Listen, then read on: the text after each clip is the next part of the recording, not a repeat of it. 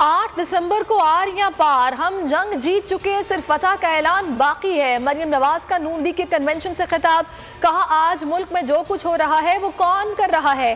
Khyber teaching अस्पताल में corona से अमवात का जिम्मेदार कौन है। पंजाब हुकूमत ने चिल्ड्रन अस्पताल की ग्रांट बंद की, जिसके बाद 100 बच्चे वफात पा गए। जाली हुकूमत ने पूरे पाकिस्तान में एक भी अस्पताल नहीं बनाया।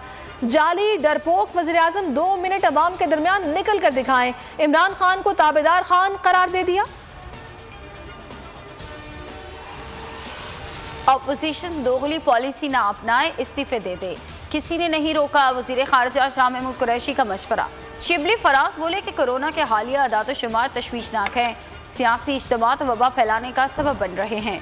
उस्मान बुज़दार ने कहा कि ऑपोजिशन इज्तिमात के जरिए आवाम की जिंदगियों से ना खेलें।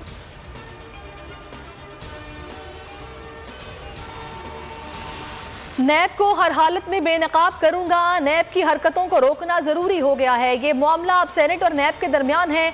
नैब को आलमी सतह पर ब्लैक लिस्ट कराऊंगा। डेप्यूटी चेयरमैन सलीम मांडवीवाला का ऐलान, बोले नैब ने बहुत जुल्म किए, कई लोग तहवील में मर गए। पहली बार नैब के खिलाफ तहकीकात होंगी, सजात देखे जाएंगे।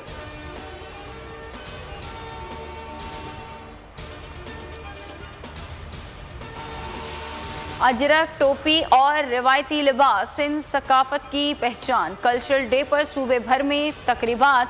बिलावल भुट्टो, मुराद अली शाह, उस्मान बुज़दार, जाम कमाल की जानिब से मुबारकबाद।